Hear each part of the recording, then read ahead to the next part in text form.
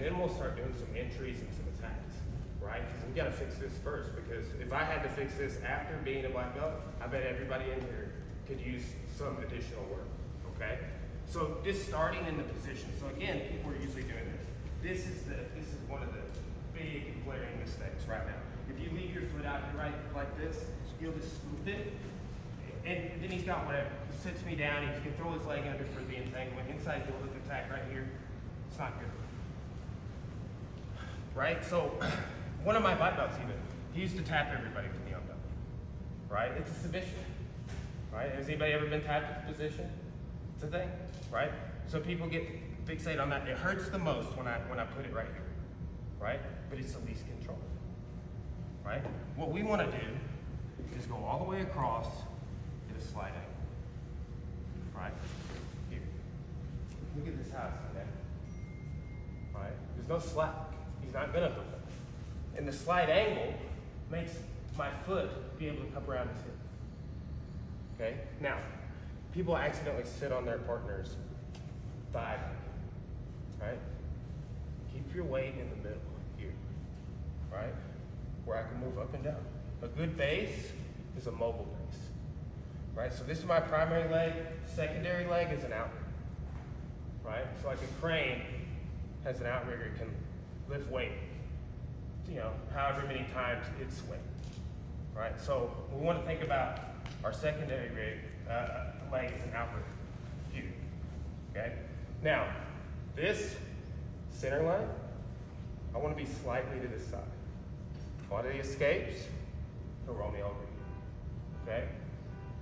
My hands, free to attack, but we can put them in a lot of different places. Here, be like no gi here.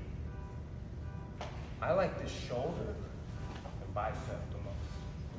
Most of what I'm going to cover today comes from these spots. Okay? This here, wrist, the triceps. Okay? So when we get this positional control, we have to maintain it. We have to be able to follow them around. Right? So we're going to talk about kind of two views on control. Right? Control doesn't mean I stop you from moving on this. That's another misunderstanding. There's a dichotomy. So, you know, Nate is better than anyone I know following you around, letting you move all you want. It's a movement-based art, right? But then there's also like, I pin you and you stop moving. There's both, right? And a lot of times you're like, oh, the movement's not the way.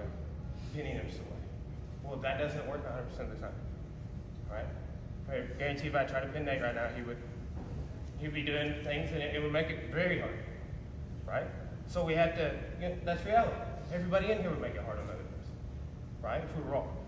So here, look, my hands need to be free to attack. Here. My head needs to stay this side of the center. My knee needs to go all the way across to the slight angle, right? Now, we have a saying, any position, a good base is a mobile base. So we'll start with this, walk away with it. Just kind of. Nice. Now if he turns in, right, I can put my toe on the mat, right? We'll start with this, and we'll really elaborate on this, and again, I'm gonna cover some entries. This is just to kind of get everybody, once we start getting entries, I don't want to go over all the positional control. I want you to already know how to hold me on belly. That way we can get right into attacks after that. Okay, so just get with a partner, get the position. I mean, it needs to be real comfortable. For you on top, you need to be able to do just like that, real mobile, right? Do that for a couple minutes and then we'll count, all right?